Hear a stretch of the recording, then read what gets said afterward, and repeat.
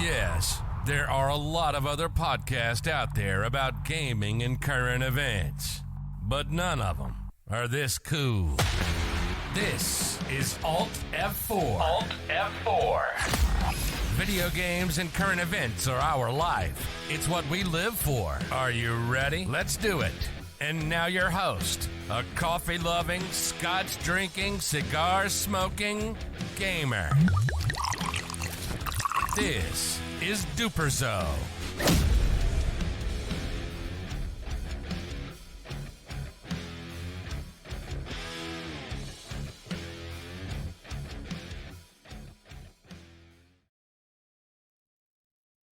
Welcome to episode 2 of the podcast of Alt F4.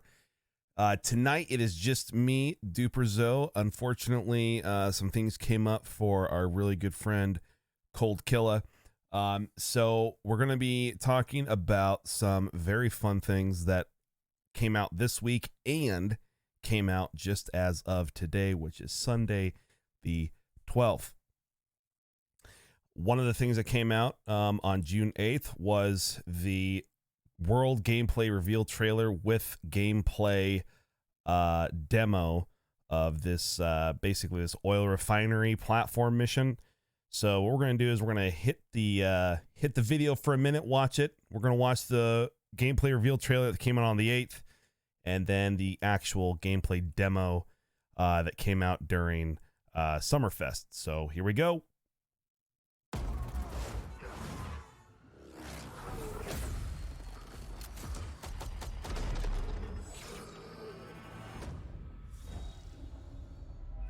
We got a hit on Hassan.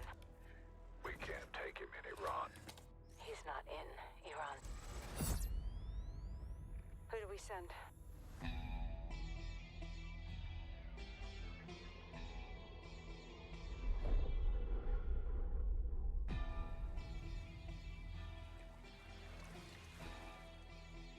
Right, lads, well, we're in position. Bravo team offloads here. Alpha team stays on board to land downrange. This is capture or kill. Ya son más de 10 años metiéndole y todavía sueno como nuevo. Baby no tiene relevo, me sobra el dinero, el respeto y los huevos. Yo, cada movimiento que hago es luego otro nivel lo elevo. Tú sonaste, me pagaste y no lleva ni la mitad. We're shifting! Watch the containers! How the hell did Iran get their hands on this? It's either Russia or us. Anywhere I roam.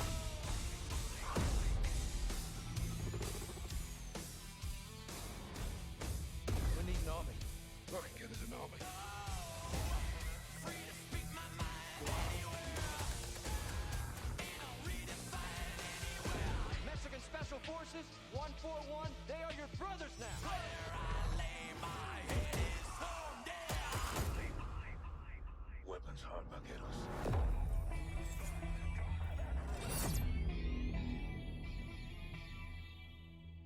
Pre-order now and get early access to the open beta. All right, that was honestly a really good trailer, in my opinion. I know some people are talking about online that the graphics didn't look like they did for the reveal of Modern Warfare 2019, but I would just remind you all that everybody said the same thing back in 2019. No different this time around. Guarantee you the game is going to be freaking awesome. At least campaign wise, multiplayer wise, I mean, there's we'll see. But yeah, I am so incredibly excited about this game, and I think it goes to show that they Infinity War they make things right every single time, in my opinion, campaign wise. So then the day after the 8th, which was I think the 8th was Tuesday or Wednesday, then after that the next day was Summer Game Fest, and there was a about 7-minute video of the actual gameplay demo. So we got to see that mission where those containers are sliding all over the place.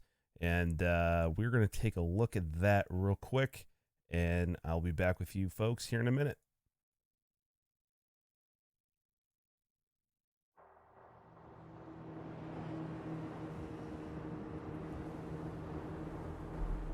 Eyes on the rig. Alright, that's our target. Shadows 1 and 2. Push to your hook points. Let's invite ourselves in. All stations, ship is visual. Copy. Prep for assault. Stay on comm. We board, clear, disarm that missile. Be ready for anything. This could be a trap. Actual, we're set. Copy, get to work.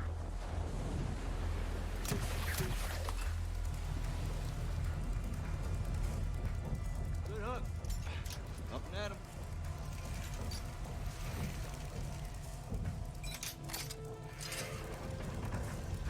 All Shadows, the missile is on this platform. I want full containment.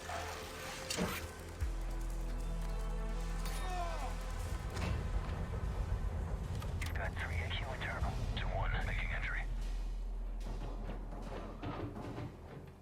So, cut right clear through.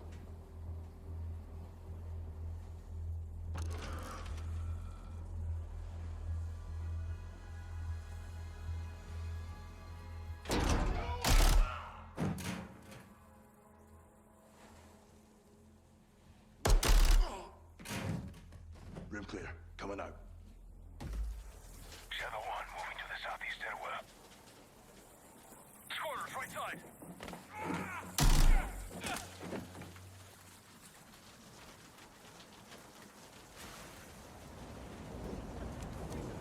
Two above.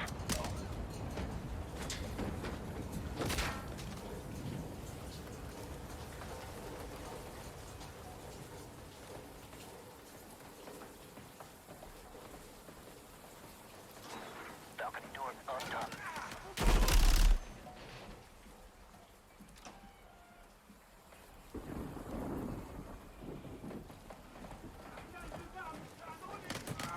Ghost, we're moving to the main deck. What's your status? Boarding the ship with Shadow 3 now. Roger that. Man down! Rush out!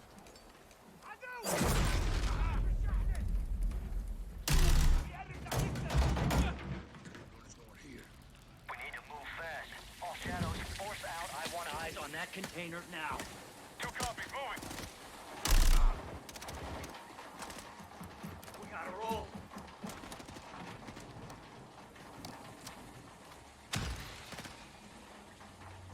Shadow 1, Ghost. Visual on flares coming from the ring. What's your status, over? Ghost, they're signaling the ship. They're gonna launch that missile. It's first stage. There's still time. All Shadows. Missile is on the helipad. 2-1, we're moving to secure. Cover us. 2 copies all.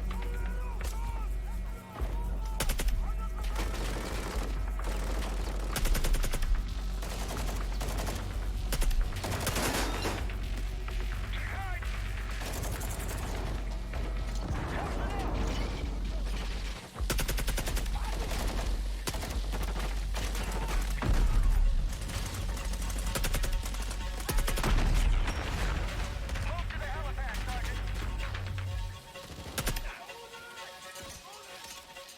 So, hit the stairs. Flank 'em.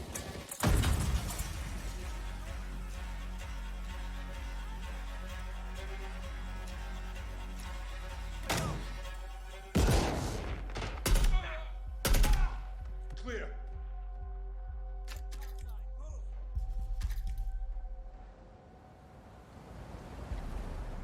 Actual, this is Shadow 1. Rig is secure. Moving to the container now. Roger that. Confirm when the objective is neutralized. Open.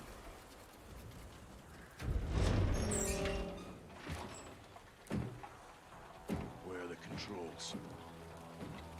On that damn ship. Actual, we got a problem. Missile is armed. Controls are somewhere on the ship. You have your orders, son. Stop that launch.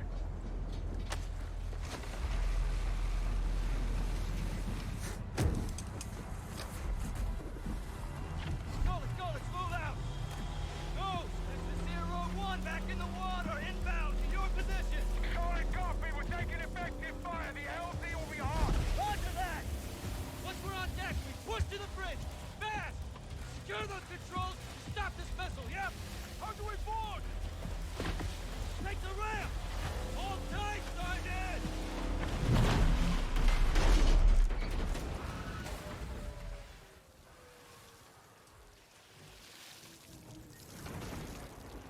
Let's have ourselves a gunfight.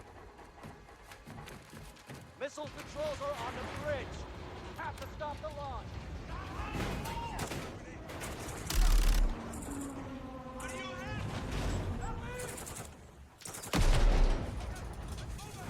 Alejandro, maintain overwatch from the ring. We're forcing up. Copy that.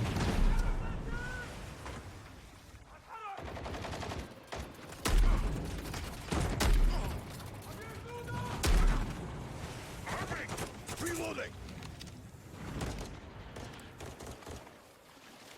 They're forcing up!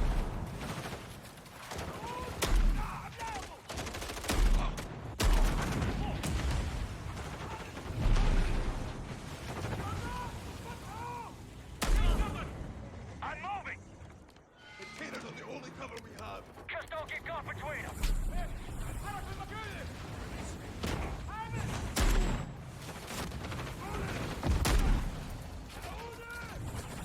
Hurry up! Visual on the bridge. Talk deck.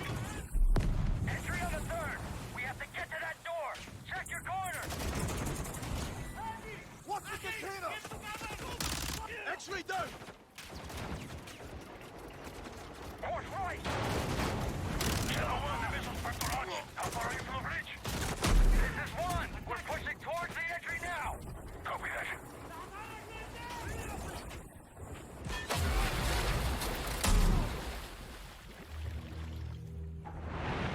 They closed off the bridge entry. Secure the deck and we'll blow the door. Visual on bridge entry. Check in. Controls are internal. All right, stand back. Shadow 1 going explosive on bridge entry. 3, 2, 1, execute!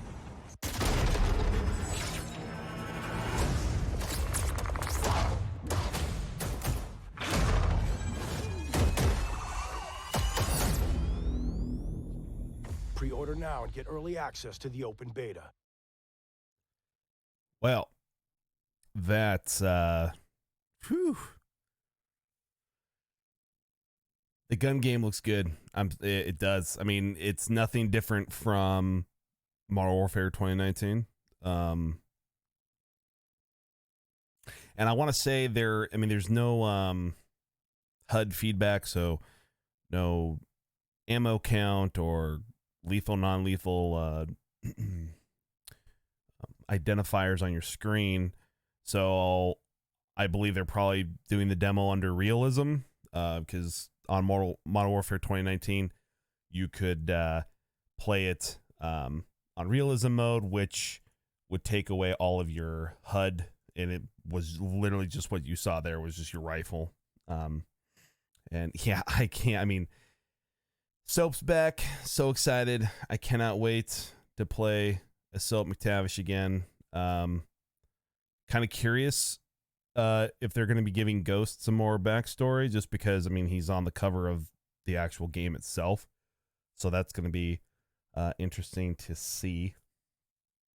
But there was really no announcements for multiplayer or Warzone at the time.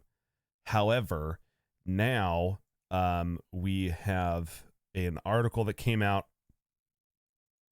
about the Warzone 2.0 that came out on June 9th. So the day that this all came out, there was some information. So I'm sorry, I misspoke. There was no videos about multiplayer Warzone, but there was information given about Warzone. They're calling it 2.0 because it's going to be it's not going to be on Caldera, which is what we were talking about last week. We don't want to see that. We want to see a new map. We want to see revitalization of Warzone itself, and to hopefully get away from what the state of the game is at the moment. But curious enough, as the little ticker feed is saying, there are resets, and it is leaving some fellow gamers confused and angry. Angry, I can understand. Confused, I mean, it's pretty straightforward. 2.0, they're wiping everything. all the weapons you have now, they're the operators, like it is a brand new Warzone. So if you happen to have spent some good amount of money on operator packs, gun packs, all those things, you're not going to be able to use them in Warzone 2.0. Now, I don't know if that means that they're going to keep Warzone 1 or the original Warzone and also have Warzone 2. I don't know. I think that's remains to be seen. But here's an article on it from VG247.com. And it says, Warzone 2.0, the upcoming sequel to the hugely popular free-to-play Battle Royale due to release shortly after Call of Duty Modern Warfare 2, will not carry over weapons and account progress from its predecessor, according to an official blog post. Instead, the Warzone we have today will continue trucking along for those who remain attached to all their loadouts. Okay, so right there, just confirmed it.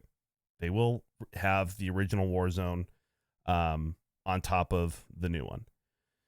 What the long-term future of Warzone is, as well as a variety of new features and experiences available to those who take the leap over to Warzone 2.0, remain unanswered for now. All we know for sure is that Warzone 2.0 will feature new Modern Warfare 2 content and systems with brand new progression and inventories. This blog post comes from some additional tidbits about Warzone 2.0. We know it's currently set to release this year, and that it, as well as Modern Warfare 2, will be the first game of the franchise to use the same unified engine, which is good. Oh my God, that is good. When Modern Warfare 2019 released Warzone, and then a year later, when Call of Duty Cold War came out, the engines were not the same. They looked good, but you could tell that they were not using the same engine. And now with Vanguard, they're using their own engine. So that is nice to see that they're keeping everything fluid in that way. Ricochet Anti-Cheat will also be present in Warzone 2.0. That's disappointing. Hopefully they can actually, make it work. The software that has been pushing against the series' ongoing cheating issues by implementing bans as well as nerfing their damage during games. In addition, the post confirms that a mobile version of Call of Duty Warzone is in development, providing an avenue for players to jump into the fray while on the go. There's no word when this project will be released or even properly revealed, but this is obviously good news for those who've tried Call of Duty Mobile and came away with a taste for the portable experience. Warzone 2.0 is being developed as a joint effort between Infinity Ward as well as Raven Software, the developer who is responsible for the most original Call of Duty Warzone. With Warzone 2.0 and Modern Warfare 2 coming out as experiences joined at the hip, it looks as though this fall will be a big moment for Call of Duty fans. Call of Duty Modern Warfare 2 is set to release October 28th.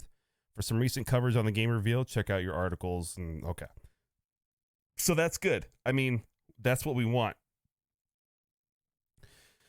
I wanted to get rid of Caldera. I'm not going to lie. I have spent some decent amount of money on operator packs and guns since 2019.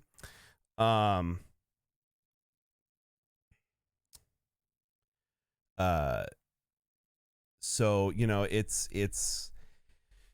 it's unfortunate, but if that means it's a whole brand new experience in Warzone, if they get rid of the memes that we were talking about from last week with Attack on Titan crap and, just making it seem like they're trying to be Fortnite, then that to me makes it all the way better that we're not going to be having those issues, hopefully. But again, we don't know exactly what it's going to entail. So we're not going to, that is going to be the end of the conversation on Call of Duty, because we spent like an hour last week talking about Modern Warfare 2 and what we wanted. So now we're going to talk about the Xbox and Bethesda showcase that actually came out today at noon Central Time, or 10 a.m. Pacific, or 1 p.m. Eastern, wherever you guys reside. Honestly, kind of lackluster, to be honest with you. The only thing that I really am excited for out of that release, or that showcase, excuse me, is the Starfield from Bethesda. That game looks so stupid good. It is. I mean, you can literally create your ship. Like, you could build it from the ground up, and then fly it. That just like seems super cool. Like, the video that they were showing for it was just absolutely mind blowing, in my opinion. And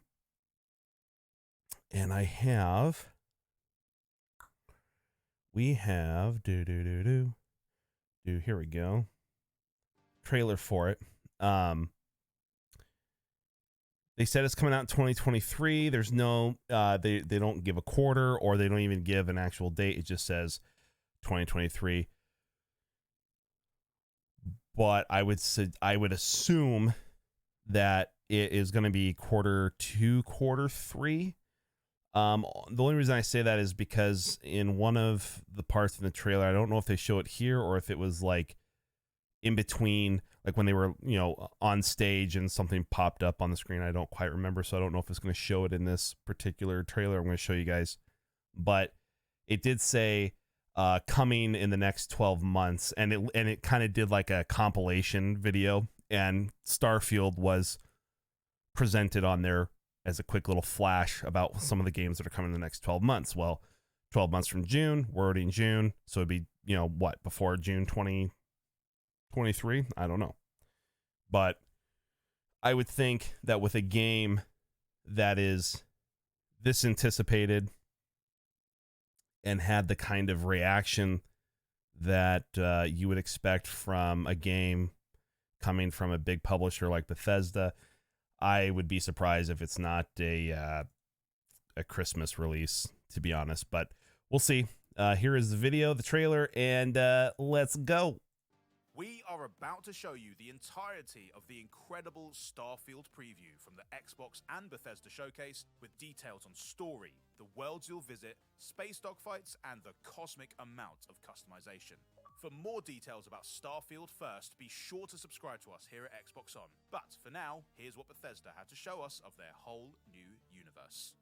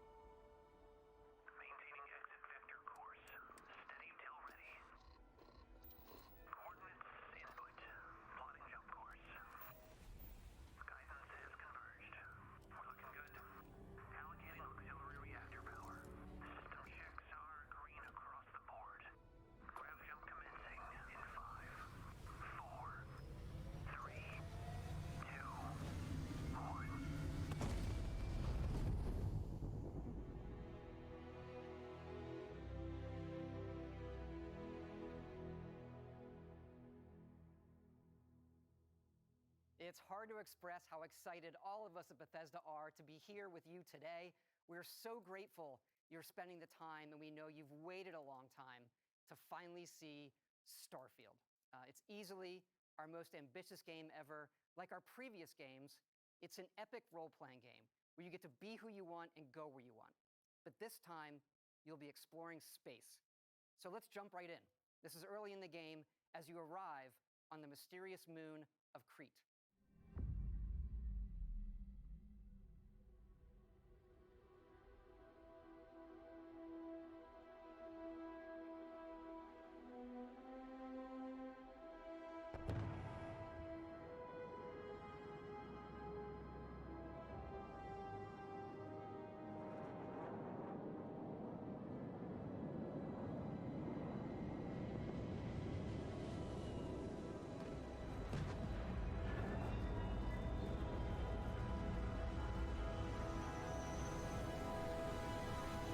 That just looks you can build that ship, guys. Okay, like, or change whatever you want about it.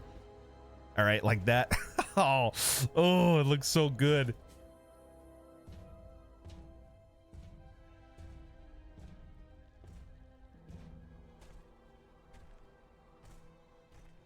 According to the scanners, the abandoned research facility is in this direction.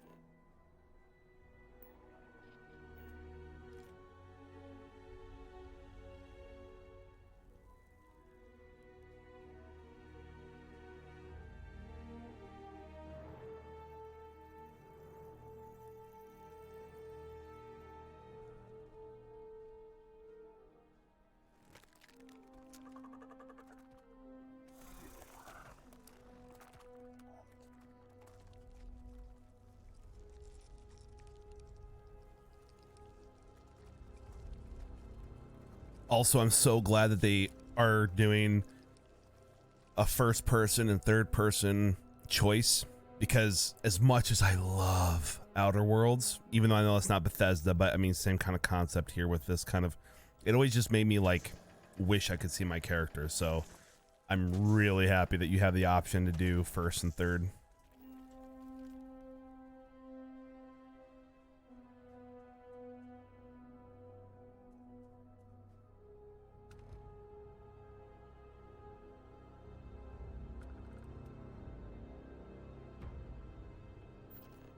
It would appear that pirates of the Crimson Fleet are using the facility.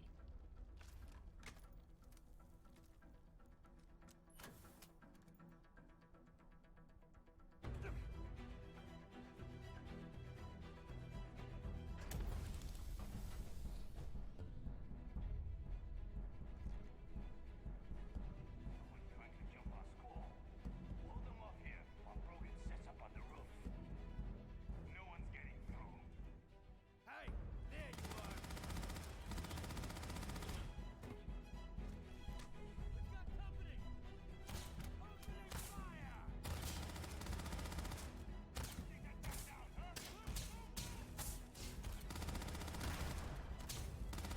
Fall back.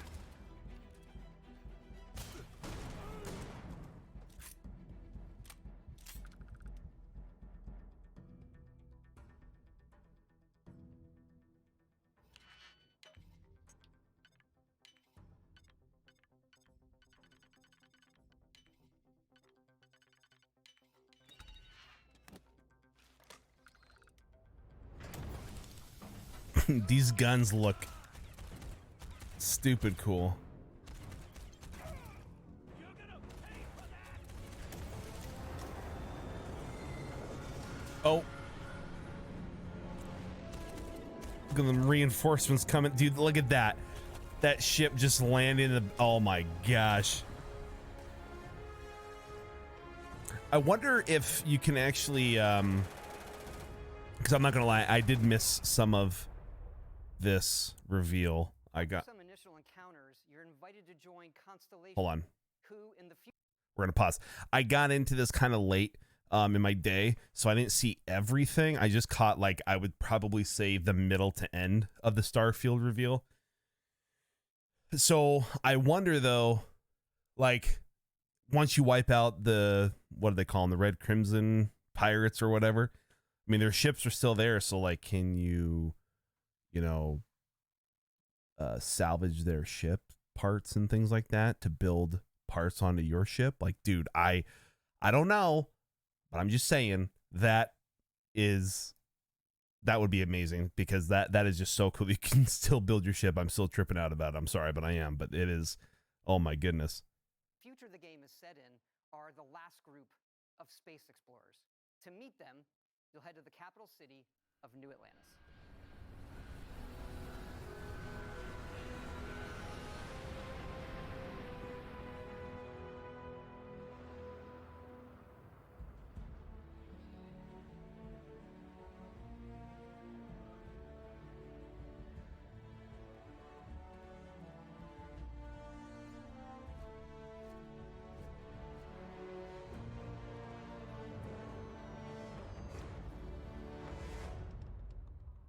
Welcome to Constellation. We have a lot to talk about. We're all here because we're committed to the biggest question of all. What's out there? These artifacts could be everything we've been looking for. As to what they are, what they're building, you'll be part of solving that puzzle now. So, you found something? The new guy found it. You dug up the artifact, right? That means you saw it. The visions? The artifact you found appears to be one of many, scattered across the galaxy. If we can find more, we can unlock their secrets. Beautiful, isn't it? The man who sold me this told me that it spoke to him. Of course, the settled systems is full of groups with other priorities. That's the Crimson Fleet! Everybody get ready! The fleet doesn't follow the rules. Agree to work for UCC, Steph. And together, we take down these cutthroat pirates. We're not just here to shoot the bad guys. We're peacekeepers. We protect the people of the Free Star Collective. When you sign up with the Crimson Fleet, no one quits. The only way out is death. The path ahead may be dangerous. Okay, so this is where I came in. That part where he's like, nobody quits. There's death. Most Dusties don't even make it this far. Because whatever lies at the end of this road will change humanity forever.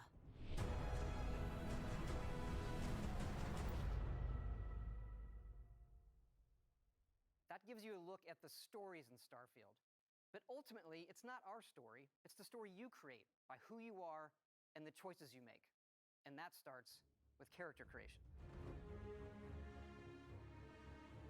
It's our most flexible yet. You can customize all the elements of how you look.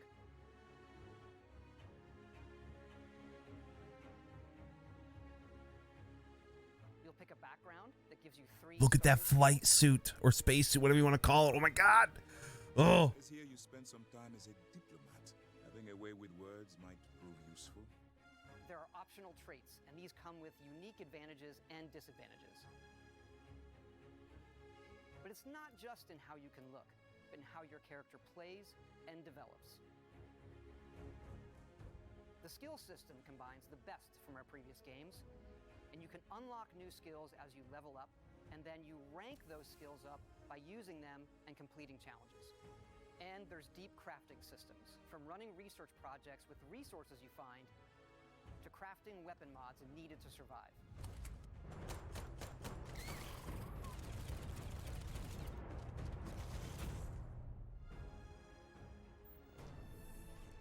And you can build your own outposts. These act as a home away from home for survival and resource generation. You can choose where and how to build each one, and you can hire characters you meet to keep it up and running. But that's not all. You can even build your own spaceships.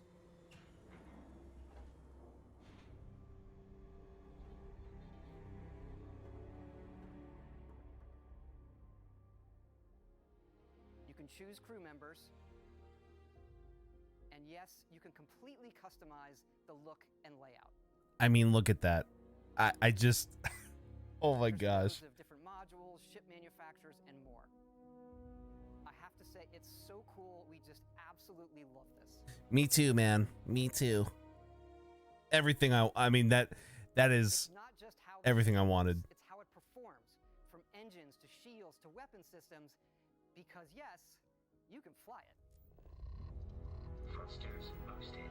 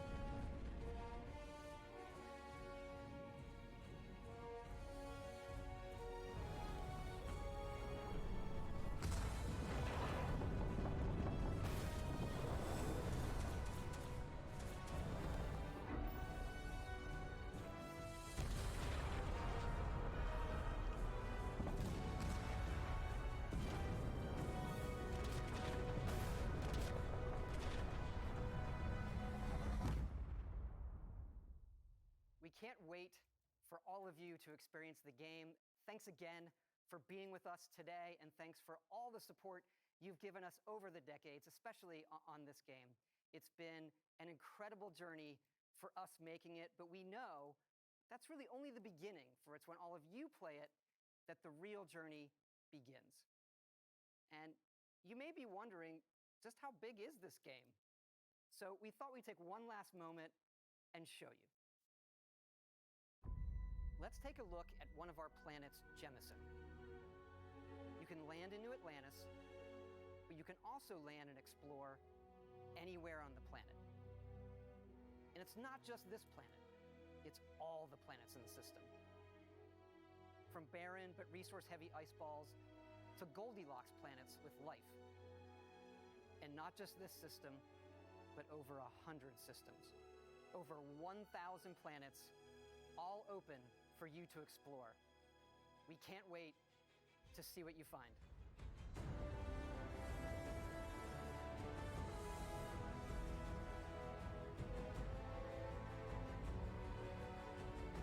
Dude, that is, oh. It just looks so good.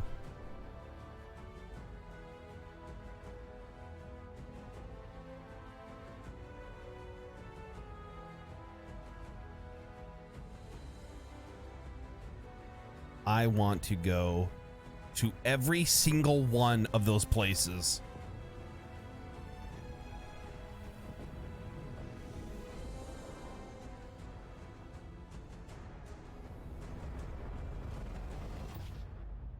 Yo, that is just, oh man. Yes, please.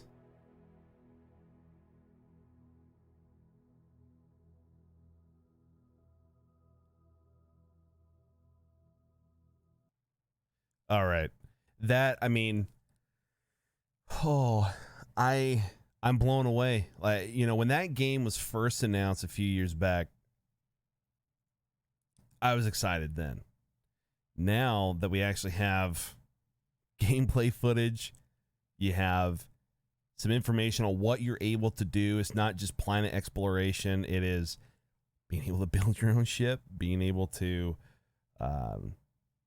customize your weapons to fit your needs. Like it just screams the kind of game that I really want to be playing. There's an article from, again, VG247. We do VG247 because it is a very good video game website. So this came out as of today, the 12th. First announced in 2018, we finally know how the game plays. After years of anticipation, Bethesda has finally given us a first look at Starfield in action. Initially expected to release in 2022, Starfield unfortunately caught a delay into 2023, which isn't surprising considering how little we saw of it. Well, the Xbox and Bethesda Game Showcase has given us a first proper look at the title. The extended look starts off with the player arriving on the mysterious moon of Crete. A ship lands on the planet, though it's unclear if you'll be able to directly control it or not. Our friendly companion Vasco disembarks before us as they look for an abandoned research facility. Like in previous Bethesda games, you can switch between first and third person. Yes. And it doesn't look like any, excuse me, it doesn't look like all alien life will be immediately hostile. It also looks like you'll have some kind of beam similar to No Man's Sky that lets you mine resources, but only from certain locations. Of course, the gameplay also shows off some combat, with the player facing off against some space pirates. Gameplay seems to be your standard first-person shooter action, but with some sci-fi flavor, and weapons will apparently be modular too, so you can mix things up. One of the best pieces of news is that there's a new lock-picking mechanic, because it wouldn't be a Bethesda game without one. It also looks like you have a jetpack, which will help you get around and take on enemies. The trailer then skips ahead a bit to New Atlantis, which is a much more futuristic cityscape area. The player meets some NPCs there, which seem to have some greatly improved facial capture tech compared to previous games. You also appear to be after some ancient artifacts, which will presumably be the main driving force of the game. Oh my god, artifact, you spelt that wrong. Anyways, Todd Howard also treated us to a look at the character creator in the game, which looks to be more in depth than in previous games. There will also be a base building element, much like in Fallout 4, and you even have, excuse me, and you can even build your own spaceship, complete with who operates it. The ship's customization again looks pretty extensive, and it will all be important because you can fly it. At least you can while you're in space. There looks to be plenty of dogfighting to be found in the great unknown, with space stations to dock onto to do who knows what. The game looks pretty huge too, allowing you to land anywhere on the 1,000 planets in the game. So clearly someone was inspired by No Man's Sky for more than just resource mining. And yes, it will be available on Game Pass from day one. Hallelujah! I mean, I would be willing to buy the game at the $69.99 sticker price or $79.99 sticker price, but the fact that I can use my Game Pass to play it just makes it even better. It's like a big, thick sheet of icing on the big, awesome cake that is Starfield, right? It's great to have finally seen Starfield in action. With years of leaks, rumors, and speculation about the game building up on a constant sense of mystery around it, there have been tidbits shared in more recent months, like how the score comes into play, as well as meeting one of the game's robotic companions, Vasco. Starfield will be on Xbox exclusive due to Microsoft's acquisition of Bethesda's parent company, ZeniMax Media. There were, of course, plenty of other big reveals at today's event. For one, the showcase opened up with a first look at gameplay in Redfall, which, by the way, we will discuss because that game was another one that actually looked pretty decent. While it didn't get a release date, we did at least get another look at Silksong, which is also coming to Game Pass, and the former lead designer on Inside also revealed his newest game, Cocoon. Yeah, I mean, this game is, besides like going into 2023, as of right now, and I would be hard pressed to think of any other games that would be coming out that are going to be my most sought after anticipated game. It's going to be Starfield for 2023. This is going to be my most anticipated game. I just could not get over that video and that gameplay and everything that you are going to be able to do. It just looks like so much fun.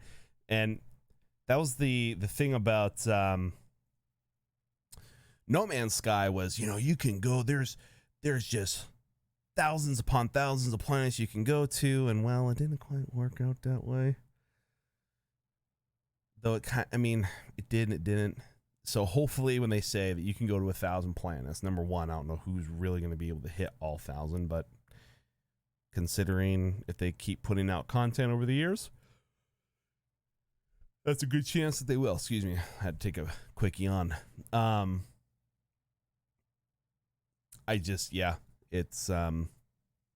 It's going to be good, or at least it looks like it's going to be good.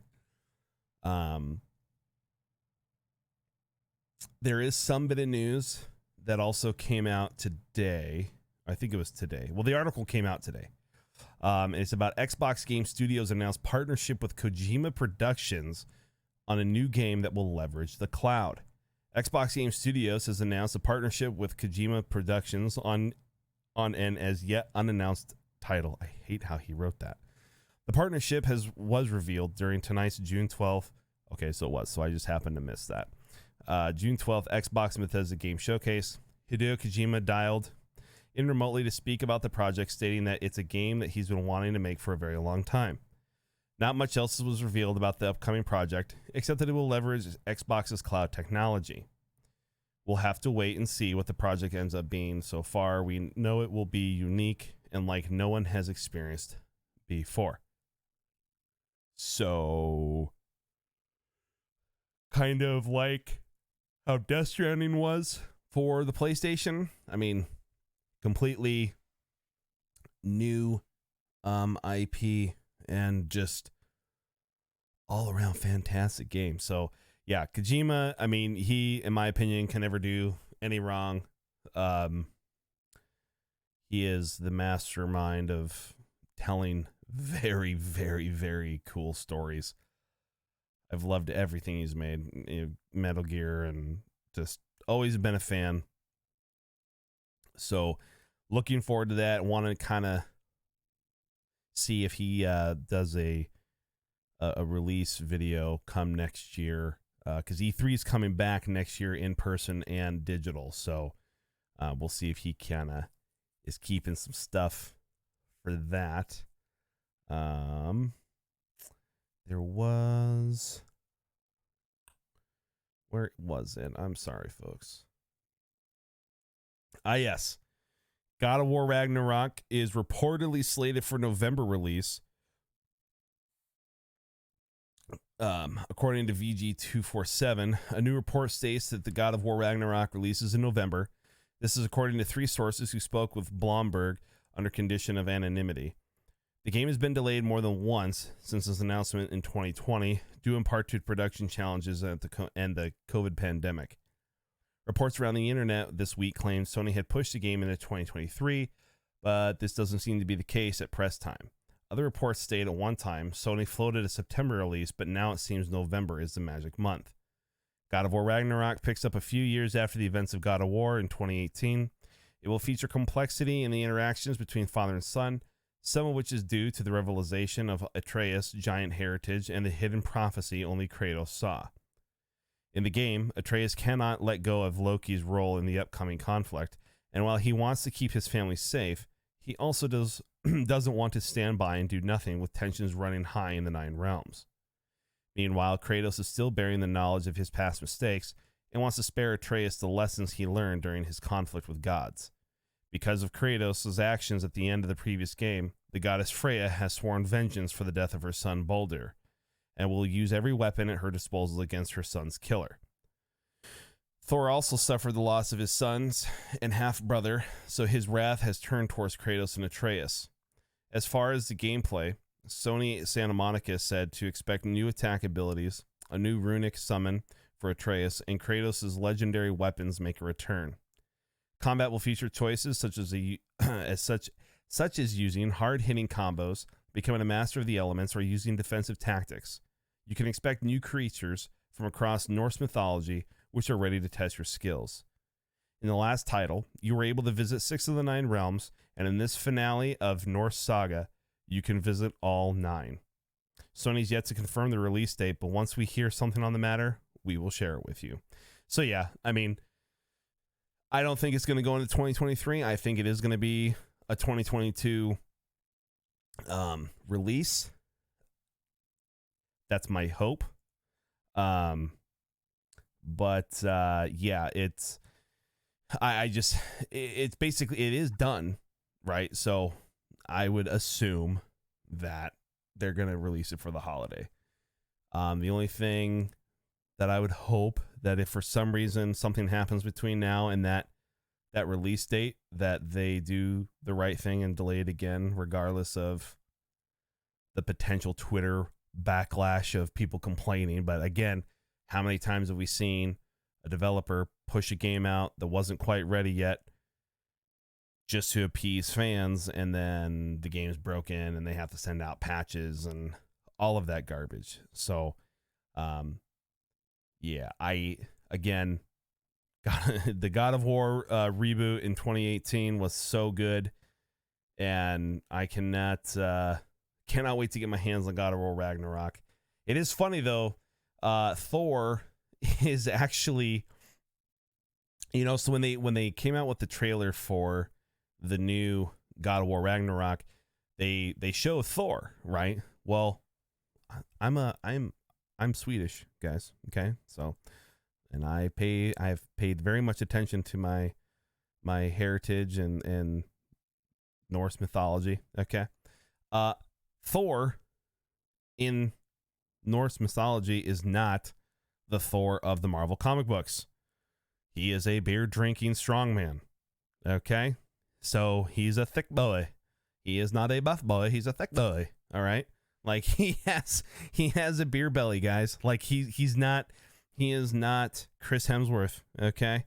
In fact, the most accurate portrayal of Thor in the entire Avengers saga is when he was the hippie, bum, beer-drinking Thor with a beer belly.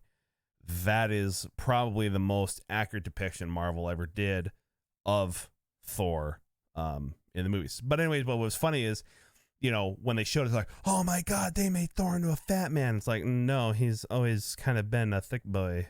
I don't know. I mean, pick up a book, please. Like, read, research. Like, it's not, Marvel is not the end all be all say on what is true, right? In terms of when they bring in different elements from culture or other people's ancestry and things like that. So another cool little tidbit from today. I've never been a huge flight simulator fan. I get the appeal behind it. I really do. But oh my goodness, it frustrates the crap out of me. Like, if I have to go through all of that, I mean, I get it. It's a simulator. So you have to run the aircraft the way it would run in real life. I appreciate it. I respect it. But I don't really like it. Give me Ace Combat, right? Well, today they added a Halo Pelican dropship. And I mean, it looks gorgeous. Like, I look at that. I mean, I don't play the game, and it is on Game Pass. So I mean, I'd probably do it. You know, I'd probably get the pack. I got the Maverick pack because I have it installed. I just don't play it. It's a thing. Sorry. But yeah, I mean, that's sick. And that's sick. You can fly a Pelican in the flight simulators now, or whenever it's going to release. Free today. Yes, there it is. Pelican is available free from today. There it is. So yeah. Another bit of news that came out during the Summer Game Fest is The Last of Us Remake Part 1.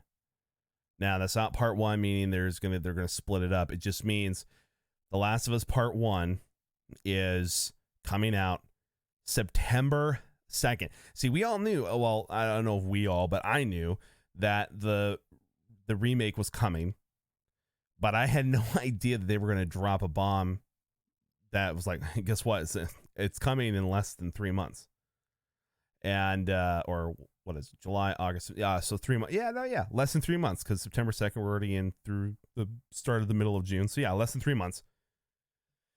And according to VG247, the following leak on the PlayStation Direct Store, a remake of The Last of Us for PS5 has been confirmed, dubbed The Last of Us Part 1. Again, that Part 1 and Part 2, they're doing that because they called The Last of Us 2 Part 2, okay? So it's not like they're splitting the first game into two parts.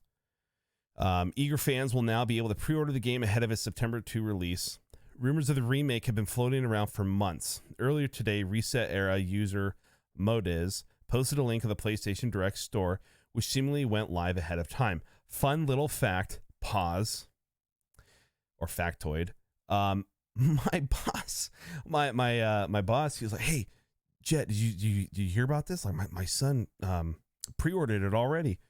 And like as soon, and then like as he was saying that, he was getting a text, and then like, so what happened was PlayStation, it got mistakenly put up ahead of time, and people were briefly able to pre-order it, and his son was one of those people. And then all of a sudden he goes, "Wait a second, it's now been taken off, and I have my confirmation code that I pre-ordered it, but it's not showing up in my library or nothing." They put it back up. End of the story is they put it back up, and you know, it's there, etc. But it's just kind of funny that like I've never known anybody personally who, when something like this has happened, I've never known anybody that actually like was part of being able to pre-order it and then it went down and things like that. So that's a fun little tidbit. Anyways, the listing reads: experience the emotional storytelling and unforgettable characters of Joel and Ellie in The Last of Us, winner of over 200 Game of the Year awards, and now rebuilt for PlayStation 5, and describes exactly how the already brilliant game has been mastered further. Enjoy a total overhaul of the original experience. Faithfully reproduced but incorporating modernized gameplay, improved controls, and expanded accessibility options, plus feel immersed with improved effects and enhanced exploration and combat, the listing continues.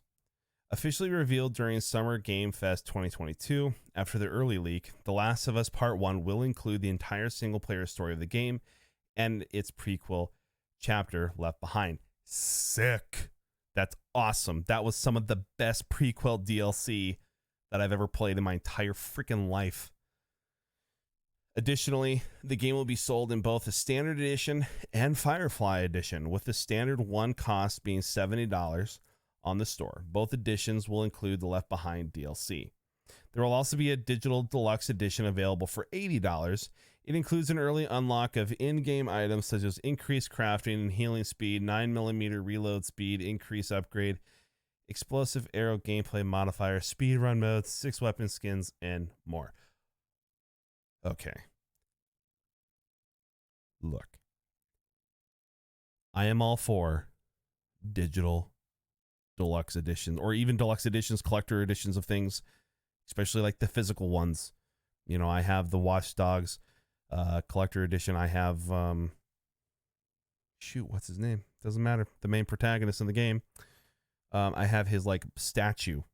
You know, I'm all for that kind of stuff. I'm also all for, like, I pre-ordered the $100 edition of Modern Warfare 2. Here's why: because I want that 50 tier skip. I want those 3 operator, or the 4 operators. And I wanted the Ghost Legacy pack. And so things that I can use, right? Now you can use these things that they just announced, but you can build your, you can upgrade that stuff in game. Why would you spend? And again, I've never been about telling people how to spend money on their IPs. I don't believe in that. I don't even believe in people like shaming, and you'll see it all the time. If you want to buy microtransactions, I don't care. It's your money. Do with it as you will. But can I just add a little bit of advice that, yeah, it's only an extra $10, but everything that they're going to give you in that digital deluxe edition, you can do for free in the game as part of growing your character in the game. Now, if somebody wants to buy it and they get that edition and they use it, I don't care. I don't care. That's fine. You play the game the way you want to play. Godspeed. Have a hell of a fun time. But just for recommendation, just think about that $10 and that you are paying for something that you can upgrade within the mechanic of the game itself. Just food for thought. The Firefly Edition, which is $100, will be available in the US exclusively through the PlayStation Store. It includes the in-game early unlock bonuses featured in the Digital Deluxe Edition, as well as the Steelbook display case and the Left of Us American Dream comic 1 through 4, with new cover art for each comic. If you pre-order any edition of the game for PS5, you'll receive the following in-game items: bonus supplements to upgrade your skill set, and bonus weapon parts to upgrade your arsenal. As for those of us who are waiting for the remake to come to PC, we're going to be waiting a little while longer. At the end of the trailer in the store listing, which shows the PS5 release date, it also confirms that the PC version is still in development right now. That leads me to a conversation that Nick and I were going to have at some point on this podcast, and I'm just going to touch on it kind of early.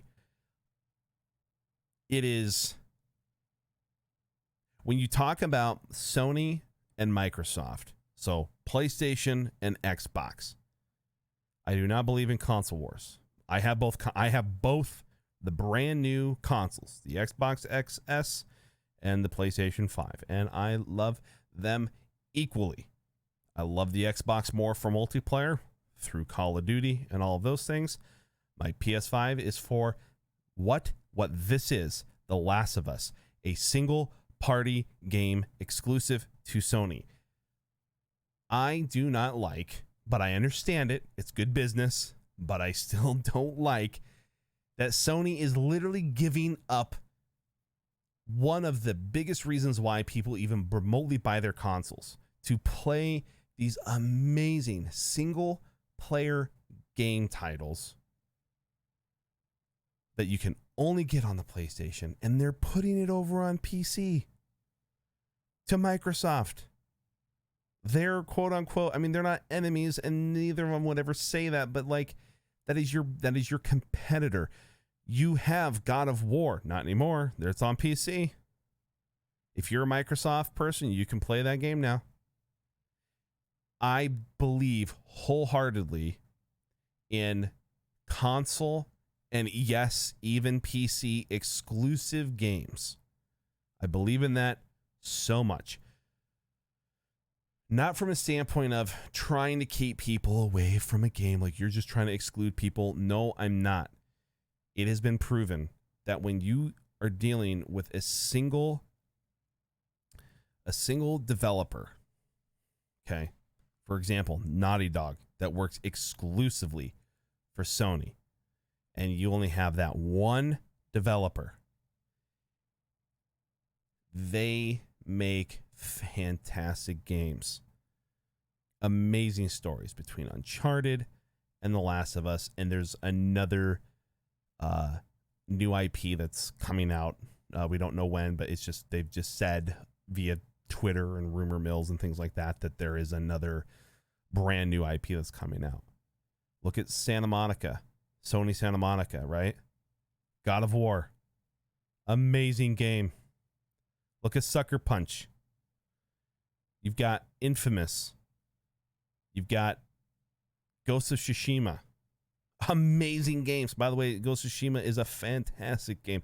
If you have a PS5 or even a PS4 and you have not yet played that game, do yourself a favor and play that game. It's so good.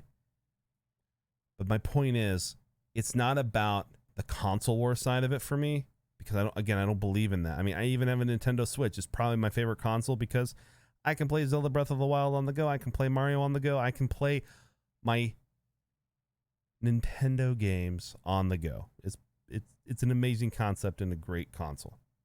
So I'm not saying it from the standpoint of that. I'm just simply saying that when you have something that works for your company, don't give that to your competitor. That's it. That's all. When you have like the most sought after IP in terms of storytelling in a video game, which is The Last of Us, I mean, HBO is making a TV show. What's his name? Pedro Pascal, the guy that plays Mandalorian. He's Joel. Okay. Like this is big buck, kind of money here of an IP. Why are you giving that to your competitor? I don't know. I'm going to get off that tangent. Nick and I will probably talk about that coming up in the weeks to come. But yeah, it's just, again, don't do it. But more importantly, The Last of Us, my favorite game of the PlayStation 3. I mean, and I will have bought this game 3 times now. So I bought it when it first came out on the PS3. I bought the remastered on the PS4, and then I am going to be buying this. There is a trailer of what it looks like now, so we're going to pull that up. I mean, you know, if judging from The Last of Us 2 and how amazing that game played and looked, it is gonna be it's I'm speechless. It's gonna be so stupid good. It's gonna be so good, and I cannot wait to replay one of my favorite titles all over again. So we're gonna take a look at it real quick.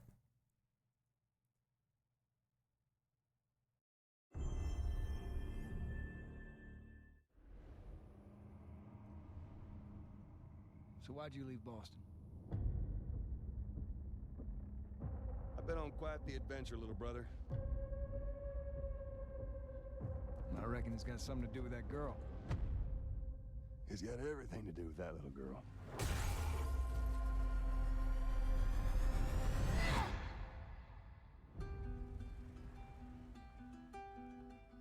You know, I've never been this close. It's the outside. So is that everything you hoped for? Can't be any worse out there.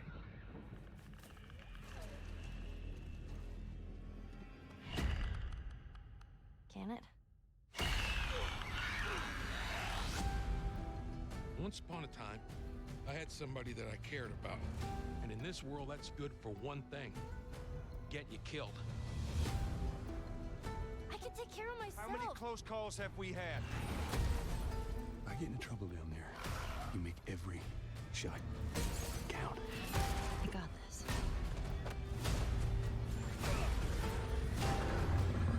Hope you know how to use that thing.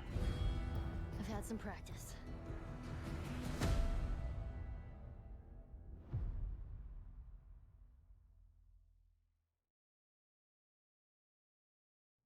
I mean, my goodness.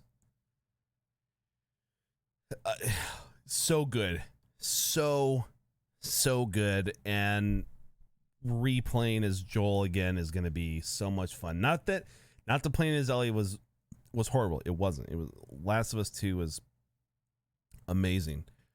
But to be able to now play it graphically and combat system wise the same from part 1 into part 2. That's going to be something I'm going to do on my streams. I'm going to run those 2 games from start to finish because it is such a wild ride of a game. So yeah, I am so happy that they officially remade it. And you know, there's people, well, nobody asked for this. A lot of people did actually. Like a lot of people wanted this remake, and good on them to finally get it done and give us that story with how it was supposed to look in my mind. That is not all. It is going to be a shorter podcast today just because, like I said earlier at the start of the podcast, unfortunately Nick had some things that came up, so we miss him. He'll be here next week. We have the other thing that happened on Summer Game Fest was Callisto Protocol. I'm sorry. I know that we talked about some stuff last week with Callisto Protocol and the new Call of Duty. We're talking about it again, but literally everything came out this past week.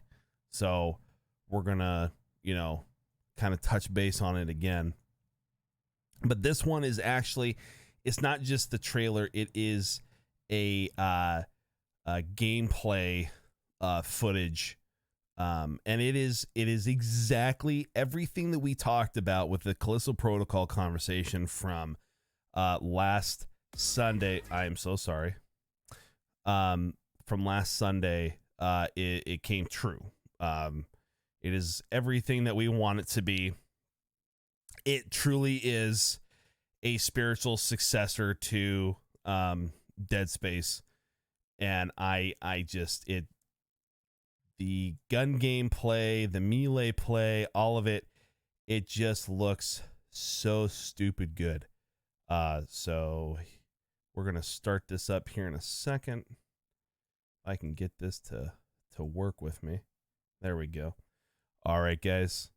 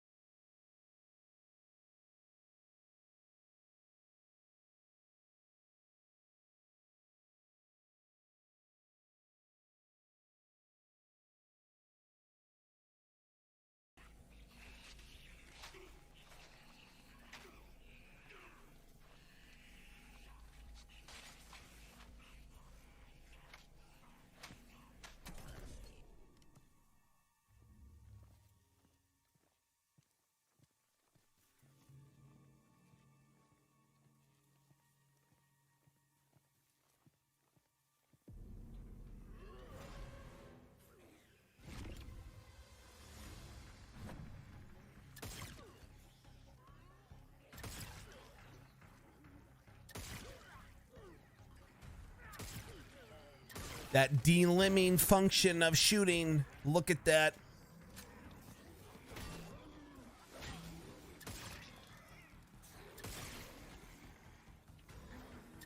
That little pistol packs a punch, dude.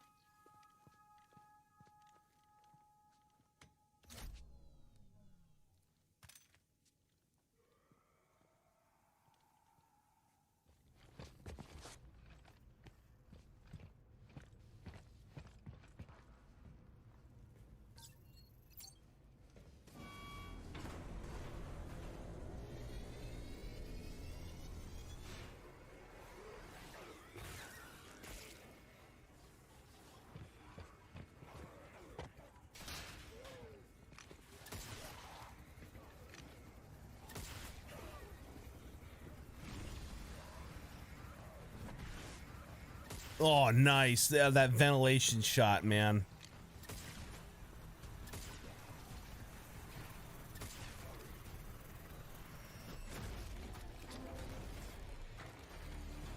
Oh my God.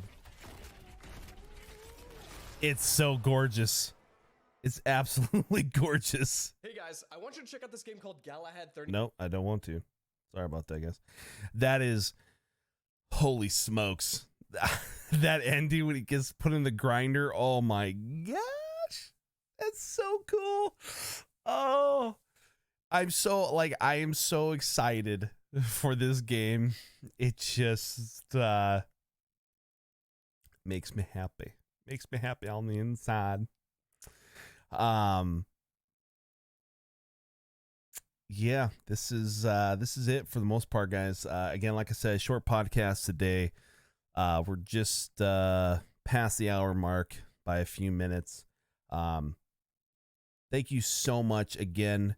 The first week we went up to 14 subscribers, almost 100 views on the first episode of the podcast. Nick and I had a blast last week. We had tons of fun. We're enjoying the conversation. We're enjoying the feedback that we've gotten. And it was such a good time, and we both are so grateful for the support, and we're so excited for continuing on with this podcast. So again, we'll be back next week with episodes airing by 9 a.m. Monday morning Central Time, and you all stay amazing. Thanks for listening. We appreciate you, and we will see you on the next one. You've been listening to Alt F4. Duperso is a coffee-loving, scotch-drinking, cigar-smoking gamer, and always will be. We hope you enjoyed the show. We know we had a blast. Make sure to like, rate, and review the show. And we'll be back soon. Don't forget the gamer tag and Twitter account, Duperzo. And Twitter for the show is Alt F4 Podcast. Y'all be cool. See you next time.